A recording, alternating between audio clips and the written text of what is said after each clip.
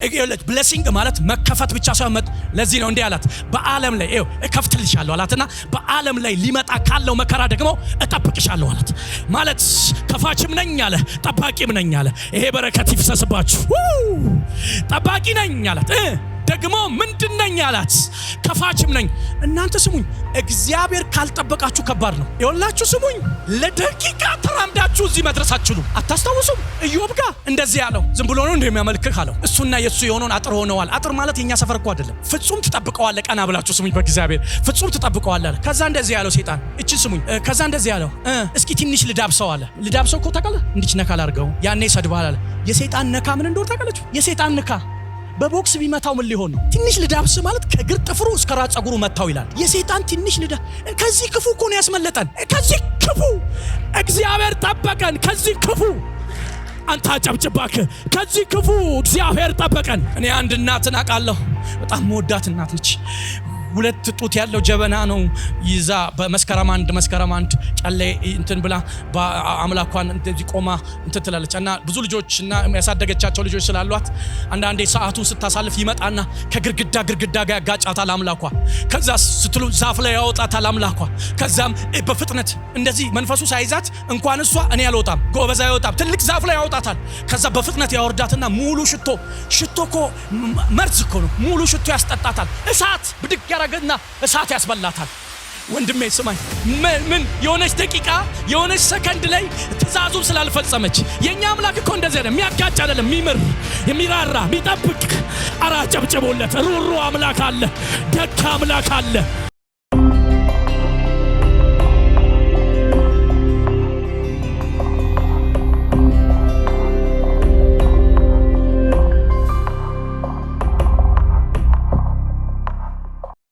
እግዚአብሔር አብርሃምን ፈተነው እንዲህም አለው አብርሃም ሆይ አብርሃምም እነሆኝ አለው የምትወደውን አንድ ልጅን ይስሐቅን ይዘ ወደ ሞሪያ ምድር ሂድ እኔ በመነግርህ በአንድ ተራራ ላይ በዚያ መስዋዕትን አድርገ ሰዋው አለው ኢየሱስ ጌታ ነው ያነበብኩላችሁ ቃል ዘፍጥረት 22 ላይ ያለ ቃል ነው ምንድነው የሚለው ዘፍጥረት 22 ላይ በጣም እኔ የሞገተኝና ላይፌ በዚህ አሁን በመነግራችሁ የመጽሐፍ ክፍል ውስጥ ባለው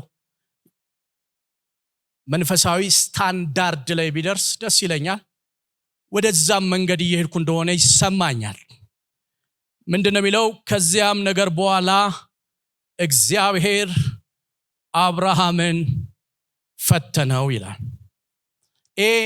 ይሄ ቃል የሚናገረው ይሄ የመጀመሪያው እትም ላይ ነው እናይቡና ትክክለኛው መጽሐፍ ላይ ሄዳችሁ ስታዩ ከዚህም ሁሉ በኋላ የሚል ቃል አለ ከዚያም ነገር ከሆነ ምዕራፍ 21 ላይ ነው የሚወስደን ከዚህም ሁሉ በኋላ የሚል ከሆነ ግን ምዕራፍ 21 ብቻ ሳይሆን የሚወስደን የአብርሃምን አጠቃላይ ህይወት የያዘ ክፍል ነው የአብርሃምን አጠቃላይ ህይወት የያዘ ክፍል ነው ከዚህም ሁሉ በኋላ እግዚአብሔር አብርሃምን ፈተነው እግዚአብሔር ይፈትናል ወይ እግዚአብሔር እንትን የሚለውን በኋላ መሃል ላይ ስንገባ እናየዋለን አብርሃምን ፈተነው ከየቱ በኋላ ከዚህም ሁሉ በኋላ ማለት እቺ ቃል የ25 ዓመት ጉዞን ይዛለች 25 ዓመትን ተሸክማለች ከዚህም ሁሉ በኋላ የቱ ጋር ታገኙታላችሁ ዘፍጥረት 12 ላይ ታገኙታላችሁ ዘፍጥረት 12 ላይ ይህ ሰውዬ በ75 ዓመቱ ከላዳውያን ምድር የሚኖር ነው ጣዖት የሚያመልክ ነው የአባቶቹን አማልክቶች የሚያመልክ ሰው ነው በሰላም የሚኖር ነው ከወንድሞቹ ከቤተሰቡና ከዘሩ ጋር እየኖረ ያለ በ75 ዓመት ውስጥ ያልተለማመደው ሰምቶ የማያውቀው የእግዚአብሔር ድምጽ ወደሱ መጣ ይሄም ድምጽ ምንድነው ከዚህ በፊት አያውቅም ይሄንን ድምጽ በእርግጥ በዚህ ድምጽ አቅጣጫ ሁለት አሻሚ ምልከታዎች አሉ አሁን ይሄ ትምህርት ቤት አይደለም በቃ እግዚአብሔር አብርሃምን ውጣ አለው የሚለውን ብቻ ነው ማመን ያለብን ኢየሱስ ጌታ ነው እና አንድ ድምጽ መጣ ስሙኝ አሁን በደንብ አዳምጡኝ ይሄ ሰው ለ75 ዓመት የኖረው ሲስተም አለ የወጣበት የገባበት ኑሮን ለማሸነፍ የታገለበት ይሄ ነው መስመሩ፣ የድል መስመር ብለው ነግረውታል። በነገሩት መስመር ለ75 ዓመት ተጉዟል። በ75ኛው ዓመት ላይ ግን የፍጥረት ሁሉ አምላክ የሚታዩትንም የማይታዩትንም ዓለማት በስልጣኑ ቃል ደግፎ የፈጠረ የሰዎችን እስትንፋስና መንገድ የያዘ እስትንፋሱን በወሰደ ጊዜ ሁሉ ወደ አፈር የሚመልስ ልዑልና ሉዓላዊ አምላክ ወደ አብርሃም ኤልሻዳይ ሆኖ መጣለት። ምን አለው? አብርሃም አለው 75 ዓመት ሙሉ ሲኖር መረጃም ማስረጃም ባለው የህይወት ምልልስ ውስጥ ነው የተመላለሰው። መረጃም ማስረጃም የሌለው አንድ ድምፅ ወደ አብርሃም መጣ። ምን የሚል ድምፅ? አብርሃም ሀገርህን፣ ዘመድህን፣ የአባትህን ቤት፣ ወገንህን ጥለህ ውጣ የሚል ድምፅ። ሰው ያለውን ነገር ስለመጨመር እንጂ የሚያስበው ጥሎ ስለመውጣት አያስብም። ከዚህ በፊት እንደዚህ አይነት ድምፆችን አብርሃም አልተለማመደም። ውጣ የሚል ድምፅ ሲሰጠው ግን ውጣ ብቻ አይደለም ያለው፣ በሰባት የተስፋ ቃላቶች ነው። ይሄን ካደረክ አከብርሃለሁ፣ እባርካለሁ፣ የሚረግሙን ረግማለሁ፣ የሚባርኩን እባርካለሁ፣ ታላቅ ትሆናለህ የሚል 7 ብለሲንጎችን ሰጠው። መጽሐፉ እንደሚለን ወዴት እንደሚወጣ ሳያውቅ አብርሃም በእምነት ወጣ ይላል። ሉክ እንግዲህ ይሄን ሰው ነው አብርሃም በእምነት ወጣ። ወዴት እንደሚወጣ አያውቅም፣ ወዴት እንደሚሄድ አያውቅም። ወገኖቼ ውጣ የሚል ድምፅ ቢመጣላችሁ ወዴት ብላችሁ መጠየቃችሁ ግድ ነው። አብርሃም ግን ወዴት ብሎ አልጠየቀም።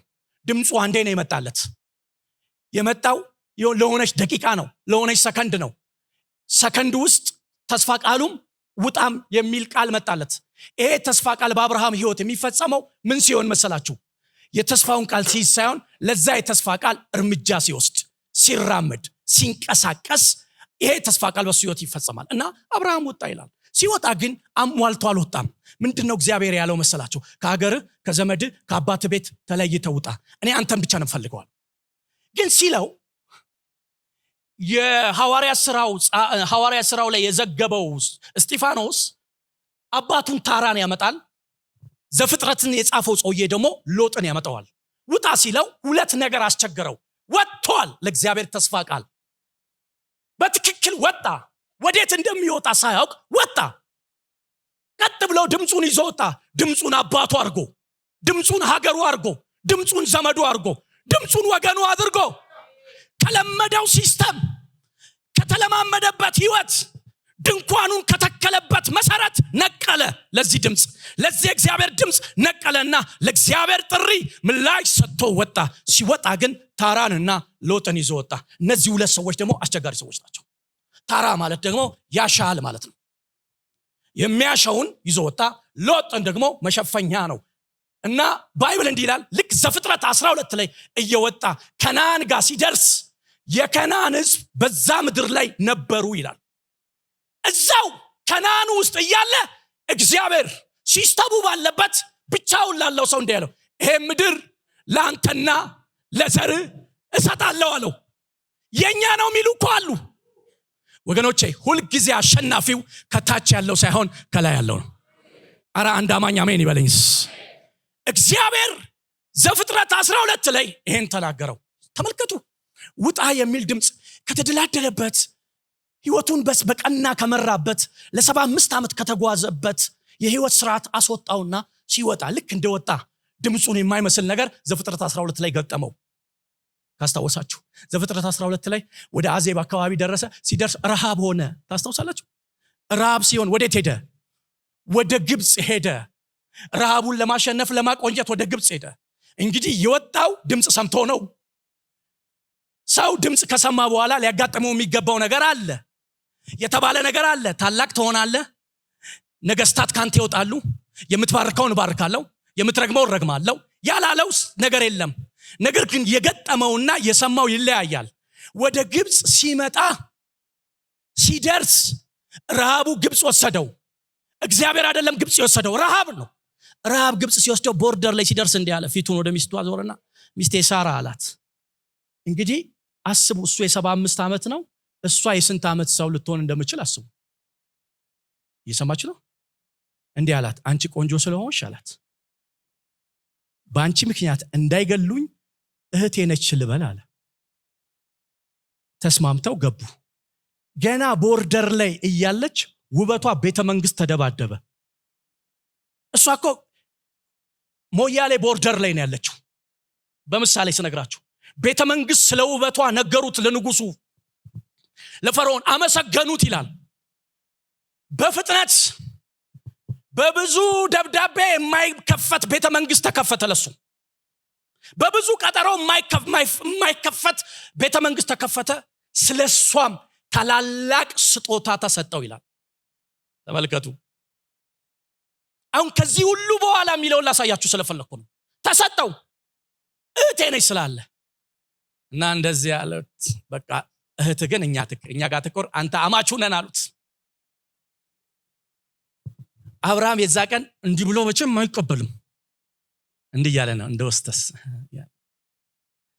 አይታችኋል ሆስተሶች ፕሌኑ ስትገባ ሰላም ይፈለገ ቤት ትናደድ ትበሳጭ ጥሩ ነገር ላይ ይምጣ ጥሩ ነገር ላይ አትምጣ ህጉ ያዛታል ፈገግ እንድትል እና በእስማኤል ያለ ልብኮ እየተቃጠለ ነው እያረረን ሚስቱ ነው የተወሰደበት ከከብት ትበልጣለች ሚስቱ አትወዳደርም ሚስቱ ከምንም ጋር ልትወዳደር የማትችልች ይሄንን ድምጽ ሰምቻለሁ ሲል የተባበረችው እሷ ነች ለዚህ ድምጽ ወጣ ወሰዱበት እናንተ ስሙኝ ሲወስዱበት አብርሃም ወደ ቤቱ ገባ የተኛ እንዳይመስላችሁ የዛቀን መጽሐፍ ቅዱስ አይናገርም እንጂ አልተኛም ማነው ሚስቱ ተወስዶ እንኳን ሚስት ተወስዶብህ ዕቃ ተወስዶብህ አተኛም እግዚአብሔር ግን ውጣ ያለው ዓለም ግን ተነሳ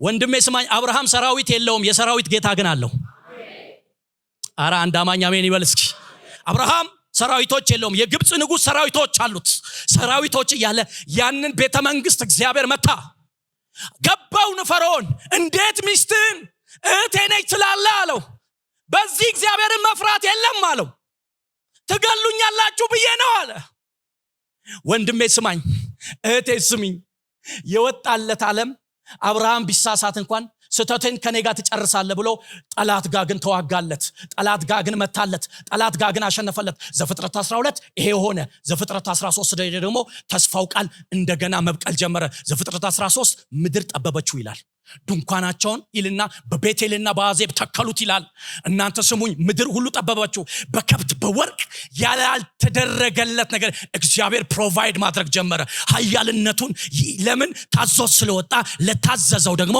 መንፈሳዊ ብሌሲንግን አመጣለት የሰማይ መስኮት ከፈተለት ደጆችን ከፈተለትና ምድር ሁሉ ያውም በከብት በወርቅ በብዙ ነገር ብለስት ሆነ ተባረከ ሲባረክ እግዚአብሔር አንድ ነገር አረገ አንድ ነገር ሆነ በሎጥ እረኞችና በአብርሃም እረኞች መካከል በጣም ነገር ሲበዛ ጠብ ሆነ ጠብ ሲሆን እግዚአብሔር የሎጥና የአብርሃም እረኞች ሲጣሉ አብርሃም እንዲህ ያለው አንተና እኔ ወንድማማቾች ነን ይኸውላችሁ መጽሐፍ ቅዱሱን ራሱን ታሪኩን ስነግራችሁ መንፈስ ስላለው ይፈውሳቸዋል ሌላ አዲስ ነገር አያስፈልግም ይፈውሳቸዋል ያድናቸዋል ቃሉ ይኸውላችሁ እኛ ሳንኖር በፊት ነበረ እየሰራ ከዚህም በኋላ እኛና ሻሽሎም ይኖራል ጩና እስኪ አሜን በለኝስ ከዛ ስሙኝ ነገራችሁ በጣም ይገርም ነገር ልነግራችሁ ከዛ ተለያዩ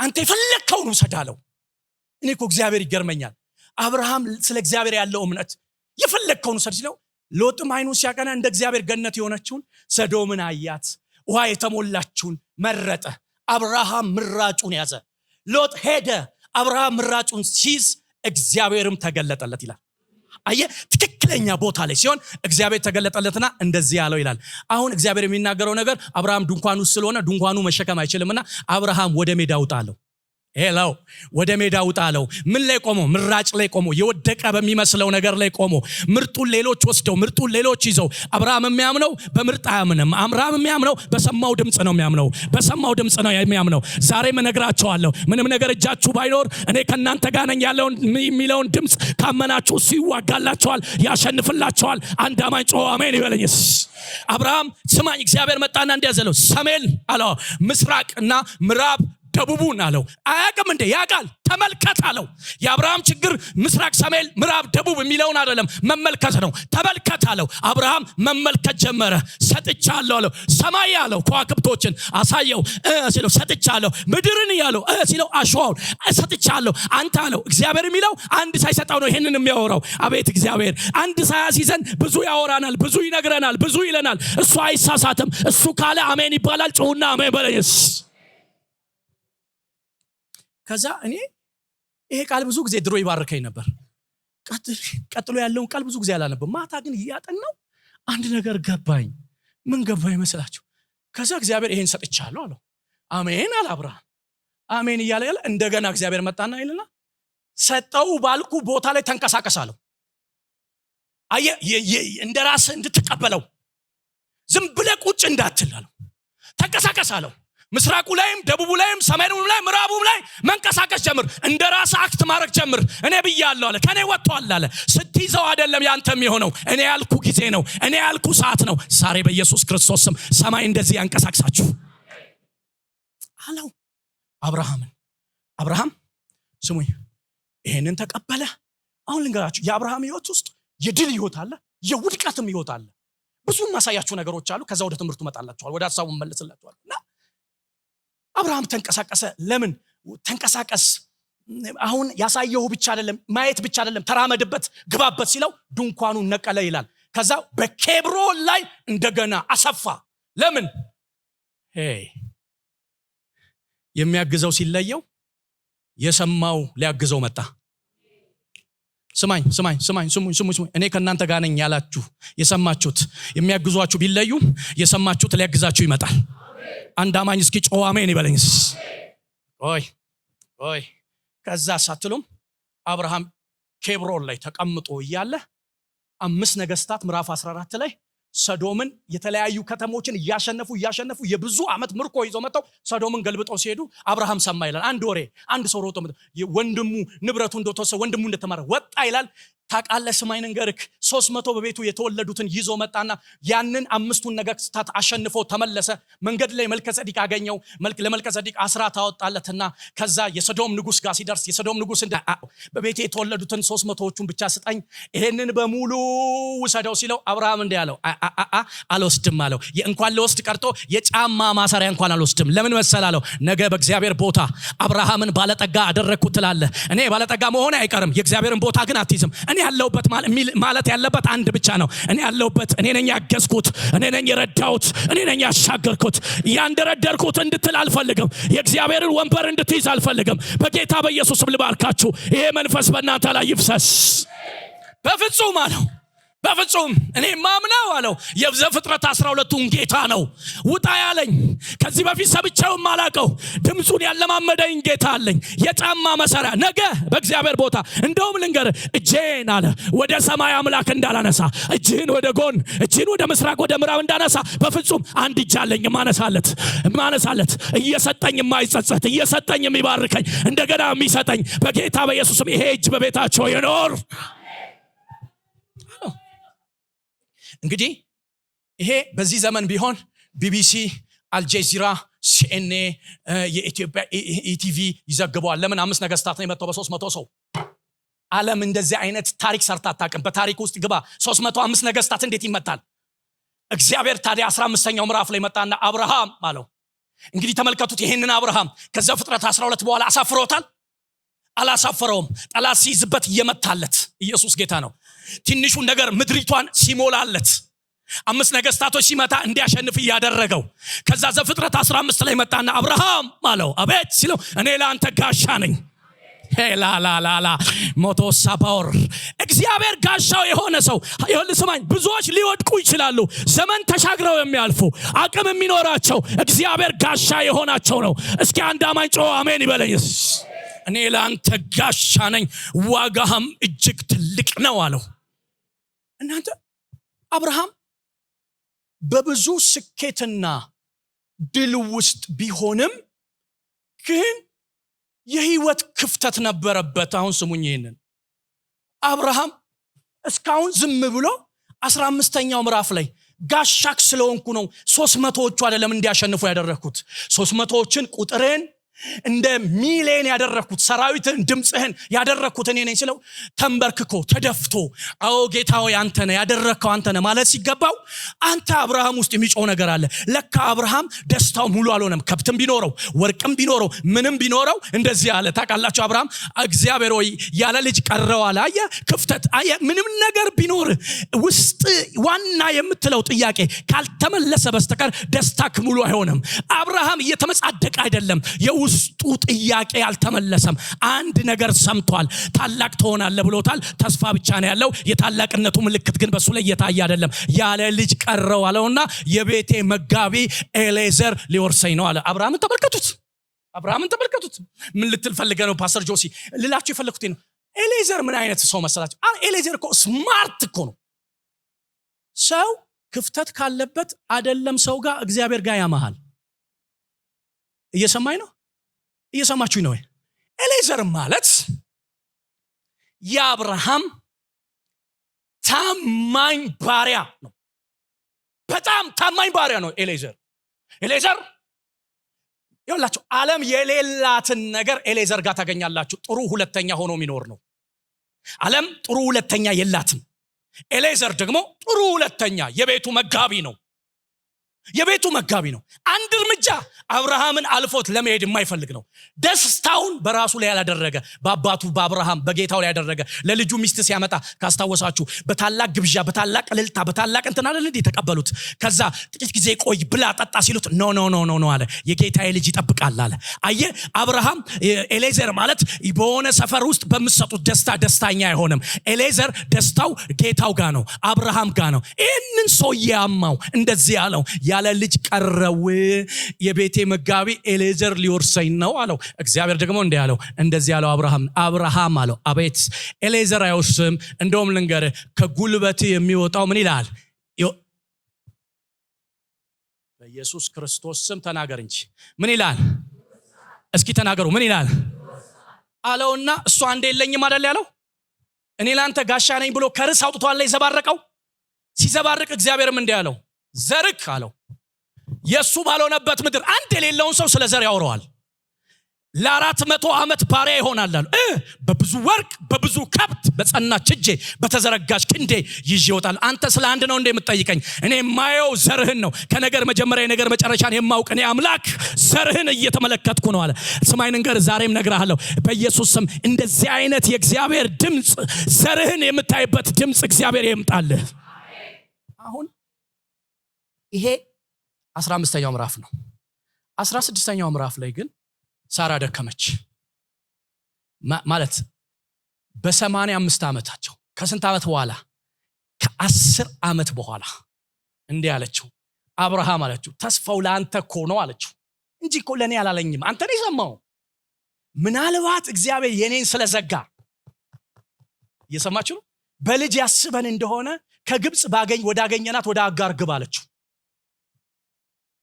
ይኸውላችሁ የመጣበትን የድል መስመሮችን ይዩ፣ የመጣበትን የክብርን መስመሮች ይዩ፣ የመጣበትን ሲያሸንፍ የመጣበትን መስመሮች ይዩ። 16ኛው ላይ ግን ሳራ ደከማት። መጽሐፍ ሲናገር እንዲህ ይላል አጋርንም ሰጠችው ይላል። ክፋቱ ገባ ጸነሰች ይላል። በ16 እና በምዕራፍ 17 መካከል የ14 ዓመት ጋፕ አለ። በምዕራፍ 16 እና 17 ዓመት በኋላ የ14 ዓመት ልጅ እስማኤል ሲሆን በ99 ዓመቱ እግዚአብሔር መጣና እኔ ለአንተ ጋሻ ነኝ፣ ዋጋህም እጅግ ታላቅ ነው፣ ቃል ኪዳንህን በሚቀጥለው ዓመት ከሚመጣው ልጅ ጋር አደርጋለሁ። የመጡበትን ጉዞ ተመልከቱ።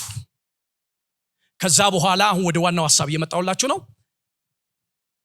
በእንደነዚህ የህይወት አቅጣጫ ከተመጣ በኋላ 21ኛው ምዕራፍ ላይ 19 ልዝለላችሁ 20 ልዝለላችሁ 21ኛው ምዕራፍ ላይ እንደተናገራት ሳራን አሰባት። ይሄ ልጅ ከ25 ዓመት ቆይታ በኋላ መጣ። የ25 ዓመት ቆይታ ልጅ፣ የ25 ዓመት ጸሎት፣ የ25 ዓመት ጥያቄ። እግዚአብሔር ሲመጣ እግዚአብሔርን የተሟገተበት ሙግት፣ የተሳቀበት ሳቅ።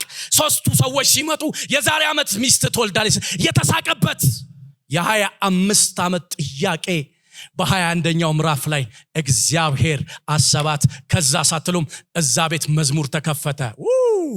የሚገርም መዝሙር ተጀመረ። እንዲህ አለች ሳራ አለች፣ በእርጅና ጡት እንደምታጠባ ለአብርሃም ማን በነገረው አለች። ስንት ዓመት እንዳጠባችሁ ታውቃላችሁ? 12 ዓመት ነው ያጠባችሁ። ልጅ የሰጠ እግዚአብሔር ወተቱን አይከለክልህም። አሜን ትላለ። 12 ዓመት ማጥባት ጀመረች። መዝሙር ተጀመረ እዛ ቤት። ዘፍጥረት 21 ብዙ ዓመት አለበት ውስጡ። መዝሙር ተጀመረ። ያ ቤት በበቃ ጥያቄ ተመለሰ። ልዑል አምላክ መመስገን ተጀመረ። አምላክ እግዚአብሔር መስዋዕት ተደረገለት። ታላቁ ጌታ አላሳፈረኝም የወጣውለት የዘፍጥረቱ 12 መጣልኝ ብሎ ዘፍጥረት 22 ላይ ግን እግዚአብሔር ወደ አብርሃም ቤት መጣ አንድ ጥያቄ ይዞ። ዛሬም አንድ ጥያቄ ሊጠይቀን እግዚአብሔር ወደኛ ቤት ይመጣል። ምን አይነት ጥያቄ ጠየቀው? እስካሁን ለ25 ዓመት ስሰጥ ነው የመጣሁት። እየሰጠውክ መጥቻለሁ። አሁን አንድ ጥያቄ እፈልጋለሁ፣ ስጠኝ። እኔ ሰጥቻለሁ። ከኔ ጋር ተጉዘ አልጎደለብም። ከኔ ጋር ተጉዘ አልቀረብም፣ አላጎደልኩም። አስፈሪ አድርጌያለሁ፣ አስደንጋጭ አድርጌያለሁ። ዘርህን አበዛዋለሁ ብያለሁ። እንዳልኩት የዘርህን ምልክት ሰጥቻለሁ። የ25 ዓመት ቆይታን ስጠኝ አለው። እንዴ ስሙኝ፣ ቀና በጌታ ቀና በሉ። ይሄ ልጅ ዝም ብሎ ልጅ መሰላችሁ እንዴ? ይሄ ልጅ እኮ ጉጉት ነው። ይሄ ልጅ እኮ ጸሎት ነው። ይሄ ልጅ እኮ የአምላክ መልስ እኮ ነው። ይሄ ልጅ እኮ የብዙ ዓመት ጥያቄ ነው። ይሄ ልጅ ዝም ብሎ እንዳታስቡት። ይሄ ልጅ አብርሃም ምንም ነገር ብትሰጡት አይደሰትም። አብርሃም ደስታው 300 ሎሌ ያሉ እዛ ቤት። ልጁ ወደዚህ ከሄደ ከአብርሃምም ከሳራም ከሎሌውም በሙሉ አይኖቻቸው ወደዛ ነው። ከዛስ ወደዚህ ሲመለስ ወደዚህ ነው። የዛም ቤት ጉጉት መዝሙር ተጀምሮ ገና አምልኮ ሳይቀጣጠል 22ኛው ምዕራፍ ላይ መጣ። እግዚአብሔር መጣ። አብርሃም አለው፣ አቤት። አንድ ልጅን ስጠኝ፣ አንድ ልጅን እንድሰጠኝ ፈልጋለሁ አለው። አሁን ስሙኝ፣ እግዚአብሔር ፈተነው የሚለው ቃል እኔ ብዙ አልስማማበትም። ምክንያቱም ለምን መሰላችሁ? ማለስማማበት ለምን መሰላችሁ? ለምሳሌ እኔ ሰለሞንን ጠንቅቄና ጨርሼ ስለማላቀው እውነተኛ መሆኑና አለመሆኑን ልፈትነው እችላለሁ። ይሰማችሁ ነው? ልፈትነው እችላለሁ። ሰለሞን ካለፈ እውነተኛ ነው እላለሁ። ከወደቀ ግን እውነተኛ አይደለም። ለምንድን ነው የፈተንኩት? የእኔ ዕውቀት የተወሰነ ስለሆነ ነው። እንዴ ከነገር መጀመሪያ የነገር መጨረሻ ያለውን የሚያውቅ እግዚአብሔር ለምንድን ነው አብርሃምን የሚፈትነው? ጉዳዩ ከዛ ያልፋል ማለት ነው። የፈተነ የሚለውን ጋር ብቻ አትምጡ። ለምን መሰላችሁ? እስኪ አንድ ቃል ላሳያችሁ። ዮሴፍ ለወንድሞቹ ምግብ ይዞ ሲመጣ ካስታወሳችሁ ያ ባለ ህልም መጣ አሉ። አንድ ተበሳጩበት።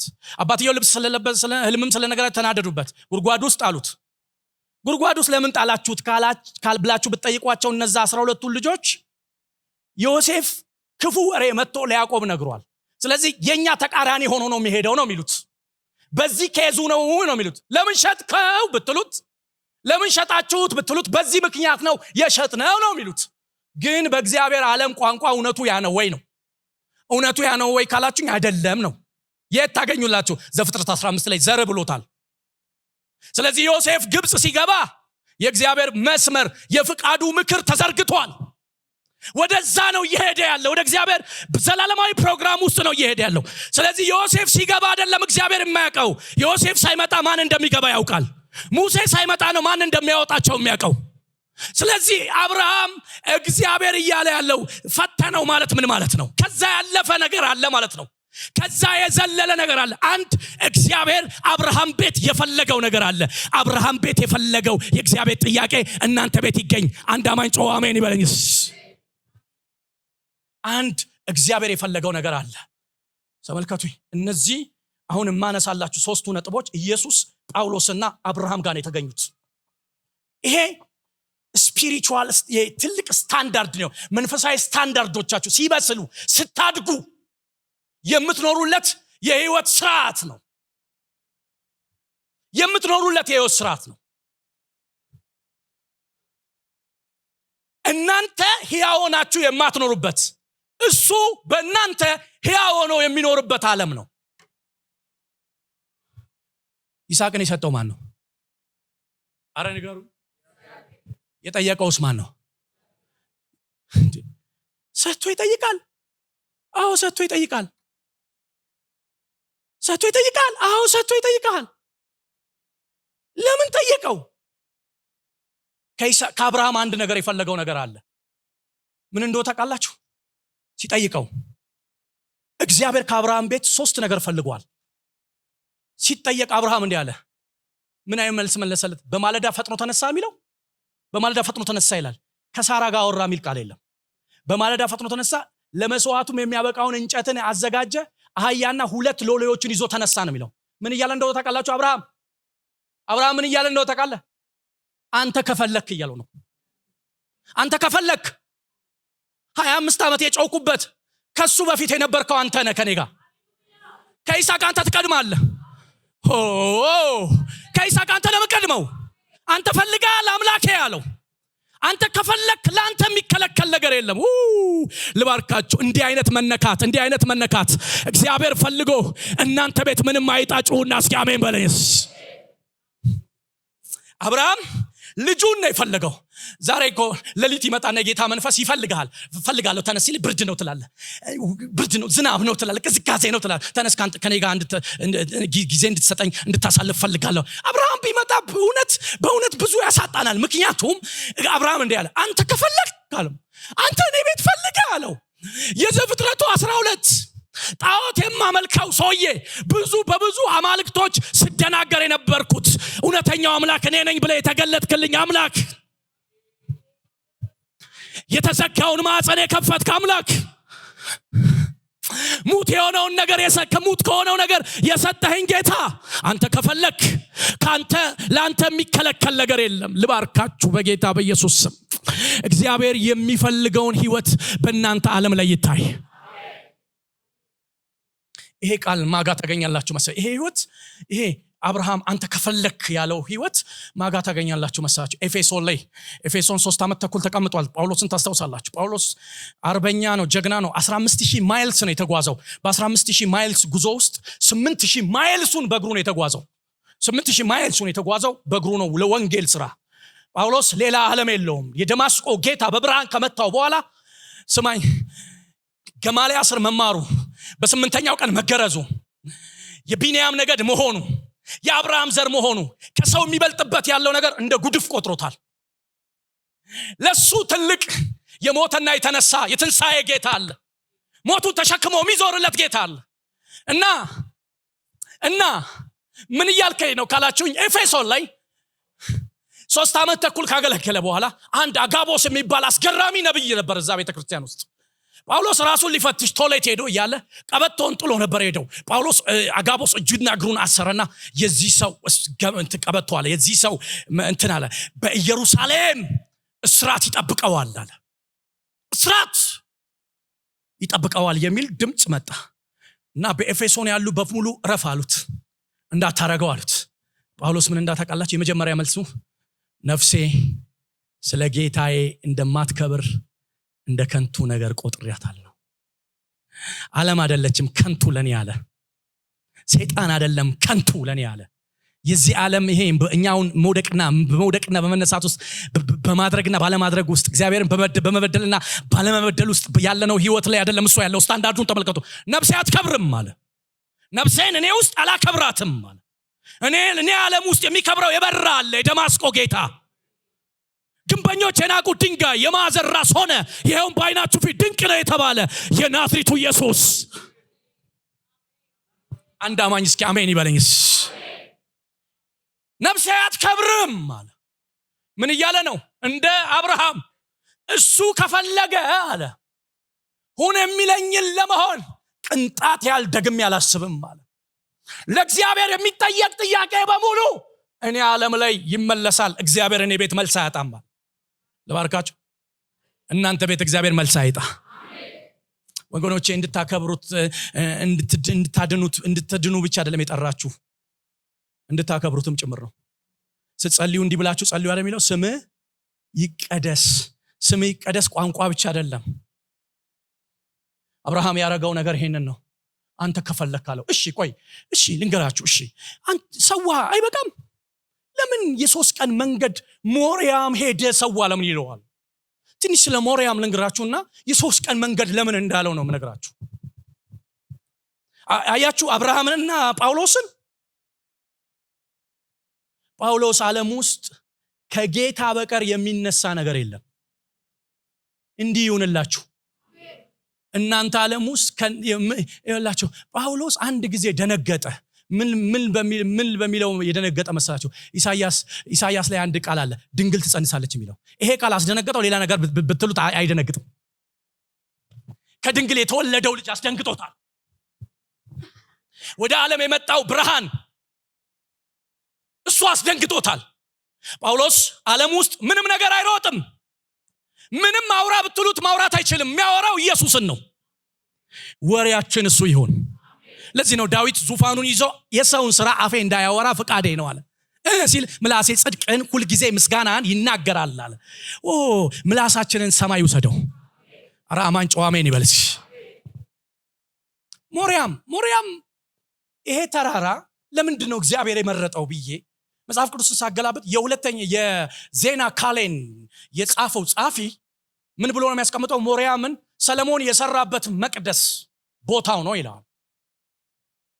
በ691 ኤዲ ያ ቦታ ላይ ሙስሊሞች አሁን እንኳን ትልቅ እንትን ሰርተውበታል።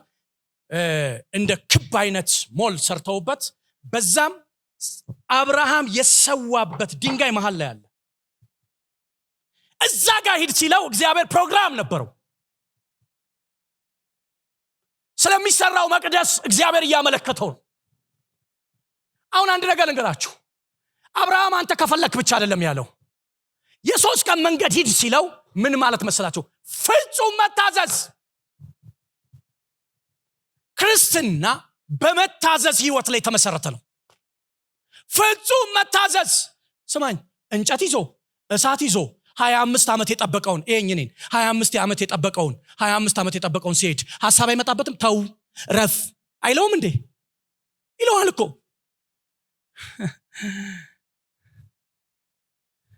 ከባርከኝ በፊት የመታዘዝ መንፈስ በዚህ ቤት ይፍሰስ። እግዚአብሔር ያውራ ስብ ከምታቀርቡ አለ መታዘዝ ይበልጣል። የሚበልጥ ህይወት በእኛ ቤት ይብዛ። የእግዚአብሔር ፍቃድን ማወቅ ከፈለጋችሁ አንደኛ የእግዚአብሔር ፍቃድ በእናንተ ህይወት እግዚአብሔር ፈልጎ እናንተ ውስጥ አይጣ ምንም ነገር። ሁለተኛ መታዘዝ አስፈላጊ ነገር ነው። አብርሃም ያደረገው የ3 ቀን መንገድ የሚያስኬደው እግዚአብሔር ሐሳቡን ይለውጥ ይሁን አይለውጥም ይሁን ፍጹም ይታዘዘኛል። ለዚህ እኮ ነው የወዳጄ የአብርሃም ዘር የሚለው። አይታችሁ ከሆነ ነህምያ ሲጸልይ በጸሎቱ እንደዚህ ብሎ ጸለየ። የመጀመሪያ የነህምያ ጸሎት እኮ የሚገርም ነው። ተንበርክኮ ቅጥሩን ከመስራቱ በፊት አባታችንን አብርሃምን ከከለዳውያን ከኡር አወጣው ይልና ቀጥሎም እንደምታውቃላችሁ በፊትክ አማኝ ስለሆነ አለ ነው የሚለው። በፊትክ ታማኝ ሆነ ስላገኘኸው። አማኝና ታማኝ ይለያያል። የቄጣውያንን፣ የፌሪዛውያንን፣ የያቡሳውያንን፣ የከናናውያንን፣ የሶራውያንን እነዚህ 31 ነገስ ምድሪቷን ነጥቀ ሰጠው። ለምን? አማኝ ብቻ አይደለም ታማኝ ነው። የሚያኖረው ለራሱ አይደለም ለአንተ ብቻ ነው። በአብርሃም ቤት ሙሉ እግዚአብሔር ነው። በአብርሃም ቤት ሌላ ነገር አይታይም። እኔ በረከት ቢሆንላችሁ ልጆቻችሁ ውስጥ፣ ዘራችሁ ውስጥ፣ ዘርማን ዘራችሁ ውስጥ ሙሉ ሆኖ እግዚአብሔር በኢየሱስ ስም ይታይ። ፍጹም መታዘዝን አሳየ። ይሄን ቃል ይሄንን መታዘዝ ማጋ ታገኛላችሁ። ይሄንን መታዘዝ ይሄንን መልክ ማጋ ታገኛላችሁ። ኢየሱስ ጋር ታገኛላችሁ። ከእግዚአብሔር ጋር እንደሚተካከል ፊልጵስዩስ ምዕራፍ 2 ላይ ሳይቆጥር አይደል የሚለው? ከሱ ጋር እንደሚተካከል ሳይቆጥር እና የባሪያ መልክ ይዞ በሰው ምሳሌ ሆኖ ራሱን ባዶ አድርጎ ወረደ ይላል። ከዛ ሳትሉም እስከ መስቀል ሞት ድረስ የታዘዘ ሆነ። ብሌሲንግ መንፈሳዊ ባርኮት ያላቸው ሰዎች የሚታዘዙ ሰዎች ናቸው። እግዚአብሔር ካፍንጫ አይጀምርም። እግዚአብሔር በሃይማኖት ቤት ካለ ቆይታ አይጀምርም። ከመታዘዝ ነው የሚጀምረው። የመታዘዝ መንፈስ በዚህ ቤት ይፍሰስ። እስከ መስቀል ሞት ድረስ ይታዘዘልና ከዚህም የተነሳ እግዚአብሔር ያለ ልክ ከስም ሁሉ በላይ ስም ሰጠው። በሰማይና በምድር ያለ ጉልበት ሁሉ እንዲንበረከከለት። መቼ? መታዘዙን ሲፈጽም። አብርሃምም መታዘዙን ሲፈጽም አብርሃምም እግዚአብሔር ወዳለው ቦታ ደረሰ ይላል። እናንተ አይኑን አነሳ።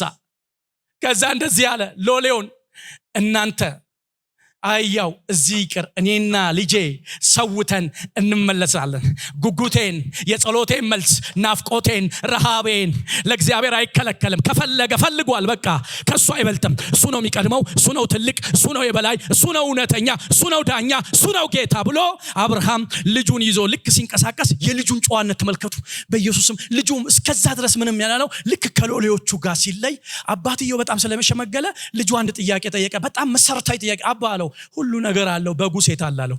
በጉ ሴት አለ ሲለው አብርሃምስ የለመደው የዘፍጥረት 12 ቋንቋ አለው። ጆቫ ጃራ እግዚአብሔር ያዘጋጃል፣ አዘጋጀ እግዚአብሔር። እኔና አንተ ግን ሰውተን እንመለሳለን። አብርሃም ስማይ ልንገርክ፣ ይኸውልህ ባይብል እንዲህ ይላል። የዕብራውያን ጸሐፊ ሲገልጠው እንደዚህ ብሏል፣ ቢሞት እንኳን ሊያስነሳው እንደሚችል አምኖ ስለዚህ ጥርጥር አልነበረውም። በጌታ በኢየሱስ ስም በእግዚአብሔር ላይ ጥርጥር የሌለው ልብና መንፈስ በእናንተ ላይ ይብዛ። ፍጹም ጥርጥር አልነበረውም። ስማኝ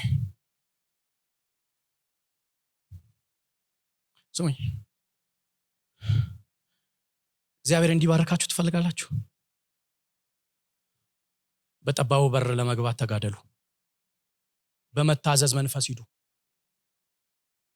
አብርሃም ልጁን ነው። እኛ ግን መዋሸት ከብዶናል፣ አቅቶናል። መዋሸት እውነተኛው ነው መኖር። መታዘዝ ማለት አብርሃም ሂድና ሰዋ የሚለው የተነገረው ቃል አይደለም ወይ? እኔን ቀና ብላችሁ ቃል አይደለ ወይ? እዚህ ውስጥ ያለ መታዘዞች አሉ። እዚህ ውስጥ የተነገረን የህይወት ስርዓቶች አሉ። እንድንመላለስበት የተሰጠን የህይወት ስርዓቶች አሉ። ስሙኝ፣ ፊላዴልፊያ ሰባቱ ቤተክርስቲያን ላይ ኢየሱስ ክርስቶስ የተለያዩ አንዷን ሴፍ ይዞ አንዷን ሊወጋት አንዷን በብዙ መንገድ ነው የመጣው። ፊላዴልፊያ ቤተክርስቲያን ላይ ግን ቁልፍ ነው ይዞ የመጣው። ለምን? ስለታዘዘች። እንዲህ አላት፣ የዳዊት መክፈቻ ያለው አላት፣ የሚከፍት የሚዘጋ የሌለው፣ የሚዘጋ የሚከፍት የሌለው አለና እንዲህ አለ፣ የተከፈተ በር ሰጥቼሻለሁ አላት። ማንም ሊዘጋው አይቻልም። ምክንያቱም ኃይልሽ ትንሽ ቢሆን አላት። ኃይሏ በጣም ትንሽ ነው። ኃይላቸው ትልቅ የሆኑ እነ ለዶቄ ያሉ ልተፋሽ ነው የተባሉት። ኃይልሽ ምንም ትንሽ ቢሆን አቅም ባይኖርሽም ቃሌን ጠብቀሻል፣ ፍጹም ታዘሻል፣ ስሜንም አልካድሽም። ለስሜም ኖረሻል፣ ለቃሌም ኖረሻል። ባርኪያቸዋለሁ። ለስሙም ለቃሉም የምትኖሩበት ጸጋ ይሰጣችሁ። ቃሌን ጠብቀሻል፣ ስሜን አልካድሽም። ስለዚህ የተከፈተ በር ሰጥቻለሁ። የተከፈተ በር ብቻ አይደለም፣ ብሌሲንግ የተከፈተ በር ብቻ አይደለም። ተከፍቶልህ ካልተጠበቅ ትጠፋለህ። ብዙ ሰዎች በገዙት BMW መኪና ነው ተገልብጠው እየሞቱ ያሉት። ብሌሲንግ ማለት መከፈት ብቻ ሳይሆን ለዚህ ነው እንዲህ አላት፣ በዓለም ላይ እከፍትልሻለሁ አላትና በዓለም ላይ ሊመጣ ካለው መከራ ደግሞ እጠብቅሻለሁ አላት። ማለት ከፋችም ነኝ አለ፣ ጠባቂም ነኝ አለ። ይሄ በረከት ይፍሰስባችሁ። ጠባቂ ነኝ አላት፣ ደግሞ ምንድነኝ አላት? ከፋችም ነኝ። እናንተ ስሙኝ፣ እግዚአብሔር ካልጠበቃችሁ ከባድ ነው። ይኸውላችሁ ስሙኝ፣ ለደቂቃ ተራምዳችሁ እዚህ መድረስ አትችሉም። አታስታውሱም? ኢዮብ ጋር እንደዚህ ያለው ዝም ብሎ ነው እንደሚያመልክህ አለው። ዝም ብሎ ነው እንደ እሱና የሱ የሆነውን አጥር ሆነዋል። አጥር ማለት የኛ ሰፈር እኮ አይደለም።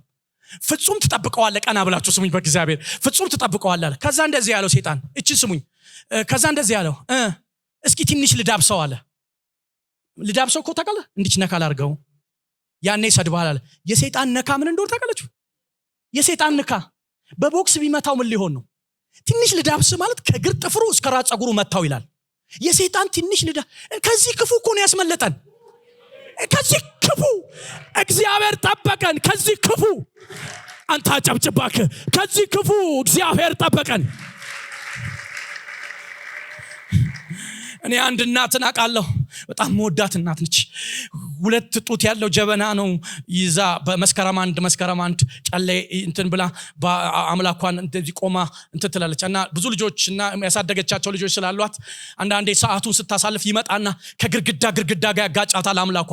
ከዛ ስትሉ ዛፍ ላይ ያወጣታል አምላኳ። ከዛም በፍጥነት እንደዚህ መንፈሱ ሳይዛት እንኳን እሷ እኔ አልወጣም ጎበዝ አይወጣም። ትልቅ ዛፍ ላይ ያወጣታል። ከዛ በፍጥነት ያወርዳትና ሙሉ ሽቶ እኮ መርዝ እኮ ነው። ሙሉ ሽቶ ያስጠጣታል። እሳት ብድግ ያረገና እሳት ያስበላታል። ወንድሜ ስማኝ፣ ምን የሆነች ደቂቃ የሆነች ሰከንድ ላይ ትእዛዙን ስላልፈጸመች። የኛ አምላክ እኮ እንደዚህ አይደለም። የሚያጋጭ አይደለም፣ የሚምር የሚራራ የሚጠብቅ። አራ አጨብጭቡለት። ሩሩ አምላክ አለ፣ ደግ አምላክ አለ። አጨብጭቡ፣ ለጌታ ክብር ስጡ። ፓስተር ጆሲ ምን እያልከኝ ነው? እያልኳችሁ ያለሁት አብርሃም ፍጹም መታዘዝ አደረገ። ኢየሱስ ፍጹም መታዘዝ አደረገ።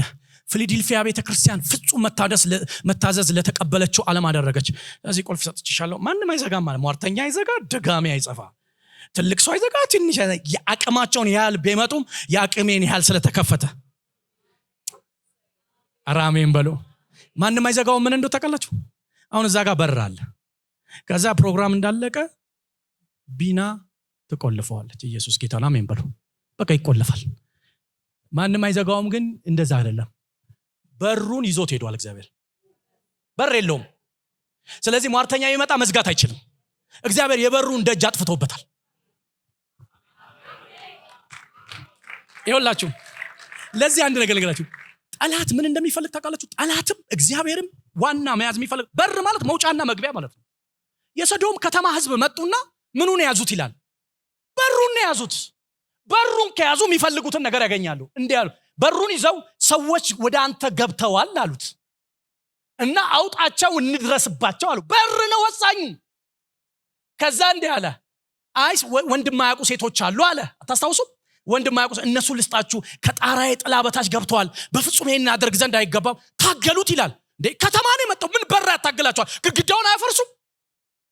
ወሳኙ በር ነው። ቀላል ያደርጋላ በር። ሲታገሉ መላእክቶቹ መጡና አይናቸውን አሳወሩ ይላል። ምን ሆነ መሰላችሁ? እዩኝ። ቅድም ያዩት በር ጠፋባቸው። ሌሊቱን ሙሉ መፈለግ ጀመሩ። ሌሊቱን ሙሉ እግዚአብሔር ጠላትህን በርህን ያሳጣው። አረጩና እስኪ አሜን በለይስ። ሁላችሁ ፈልጌ መሰላችሁ ስሙኝ። እኔ አብርሃም ፍጹም መታዘዝን አደረገ። እንጨትን ረበረበ። ይስሐቅ አንተ ነህ አለው። አሰረው። ቢላውን ብድግ ሲያረግ የሰማይ ድምጽ መጣ። አብርሃም በእውነት እኔን እንደምትፈራኝ አውቃለሁ አለው። እየባረኩ ባርካለሁ። ምን አይነት በረከት ነው የባረከው? ዘፍጥረት 12 ላይ የገባሁልህን የተስፋ ቃል በሙሉ በኪዳን አስረዋለሁ። ላይለወጥ በፍጹም በኪዳን ነው ማስረው። በኪዳን አስረዋለሁ አለው። ሰው ከራሱ በሚበልጥ ይምላል፣ ከኔ የሚበልጥ ስለሌለ በስሜ እምልልሃለሁ ብሎ እግዚአብሔር በስሙ ማለለት። ዞር ግን ሲል ቀንዱ የተያዘ በሳሳ ቤቅ የተያዘ በጋየ አየ። አብርሃም የማይለፋበት አንተ ታዘዝ እንጂ አንተ ፈጽም እንጂ አንተ ያልያዝከው እግዚአብሔር ያዘው። በእግዚአብሔር የተያዘ አጨብጭቡ ባካችሁ። በእግዚአብሔር የተያዘ ነገር በደንብ አጨብጭቡ። በደንብ ለጌታ ክብር ስጡ። ስሙኝ፣ ጉልበተኞች በፍጹም የማይደርሱበት፣ ፈጣኖች የሁላችሁ የንግድ ሲስተም ያላቸው ኃይለኞች፣ ጥበበኞች የማይችሉት በእግዚአብሔር የተያዘውን ታየዋለ። እግዚአብሔር የሁላችሁ አብርሃም ሳያልበው ፈታውና አምጥቶ አጋደመውና ሰዋው። ባይብል የዕብራውያን ጻፊ እንደዚህ ይላል፣ እስካሁን ድረስ ይላል በእግዚአብሔር ተራራ ላይ ይታያል። ለምን ይታያል? በፍጹም መታዘዝ የተደረገ ነገር ነው። እኔ ባርካቸዋለሁ። አለመታዘዝን በመታዘዝ የምትበቀሉበት ጸጋ በጌታ በኢየሱስ በእናንተ ላይ ይፍሰስ። የእግዚአብሔር ባርኮት ወደ ቤታችሁ እንዲገባ ትፈልጋላችሁ? በፕሪንሲፕል ኑሩ፣ በቃሉ ፕሪንሲፕል ኑሩ። ለምሳሌ እድሜው እንዲረዝም የሚፈልግ ሰው ምን መሆን አለበት? እናትና አባትን አክብር፣ በምድር ላይ እድሜን ይርዝማል። ሞገስ የፈለገ ሰው ስራ አለ። ሞገስ ትፈልጋለህ? ምሕረትና እውነትን በልብ እሰረው፣ በልብ ጽላት ጻፈው፣ በዚያን ጊዜ ሞገስንም ዝናንም ታገኛለህ ይላል። ስለዚህ በመምሸትና በመንጋት ውስጥ በረከት የለም። እመነኝ፣ በሚያመሸውና በሚያነጋው ነው። ስለዚህ የሆነ ቀን እያልክ አትጠብቅ እንጂ ፍጹም መታዘዝ በአንተ ዓለም ላይ ሲመጣ እግዚአብሔር ራሱ ይጎትታል። ነገርህን የያዘ መንፈስ የተመታ ይሆን። አረ አንድ አማኝ ረግመዋለሁ በኢየሱስ ስም ይመታ።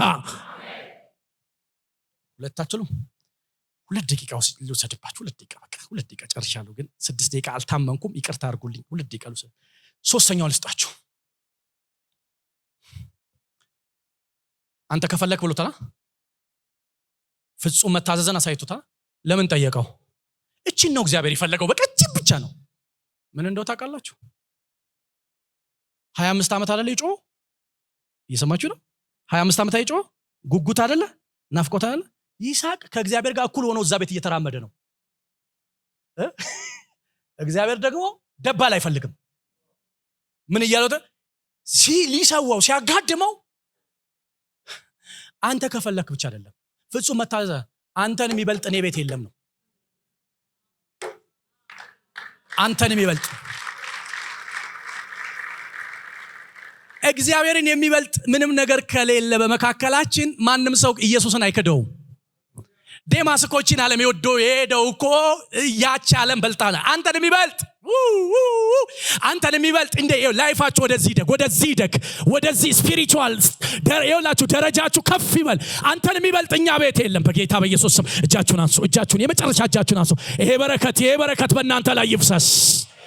በእግዚአብሔር የማትደራደሩበት ለዘራችሁ የምታስተላልፉበት፣ ለልጆቻችሁ የምታስተላልፉበት፣ ለትውልዳችሁ የምትነግሩበት፣ ኢየሱስ የምትሉበት፣ ጌታ የምትሉበት፣ የሆነ ትልቅ ሰው ጋር ስትደርሱ፣ የሆነ በጣም ብዙ ነገር ያለው ጋር ስትደርሱ ኢየሱስን ቆይ እዚህ ጋር አሁን ሼም ነው ማትሉት፣ ኢየሱስን ይዛችሁ የምትገቡበት፣ ጌታ ኢየሱስን ይዛችሁ የምታሳዩበት። አራማኝ ጮ አሜን ይበልኝስ።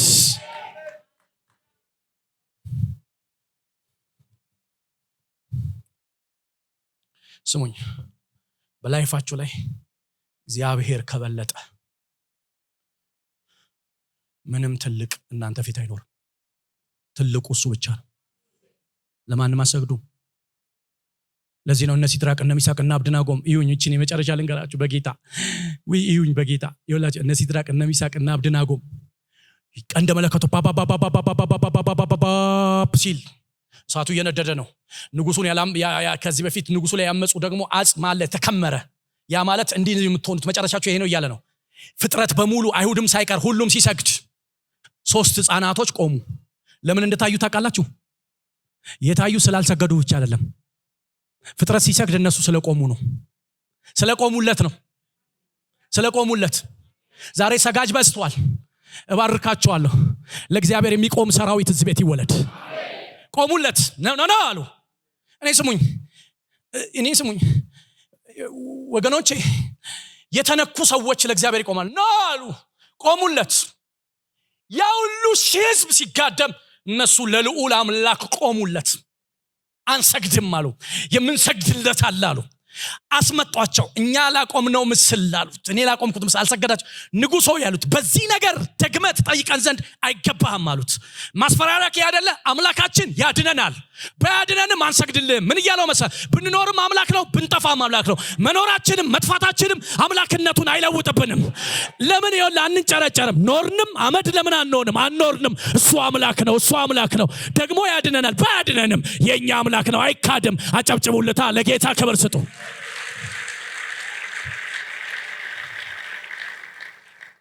የንጉሱ ፊት ይህን ድምጽ ሲሰማ ተለዋወጠ ይላል። የሚጥል ነው መለወጥ ያለበት፣ የሚጣል መንቀጥቀጥ ያለበት የሚጣል ነበር። ለመሳቸው ይኸውላችሁ ካታካምፖ ሰማዕታት እሱን አንብባችኋል? የተጣሉት እዛ ሮም ላይ የተቃጠሉ ቅዱሳን በአንበሳ የተበሉ በሙሉ ፊታቸው እንደ ፈገግታ ነበር። ለመመሳ አንበሳ አይበልጥም እነሱ ጋር።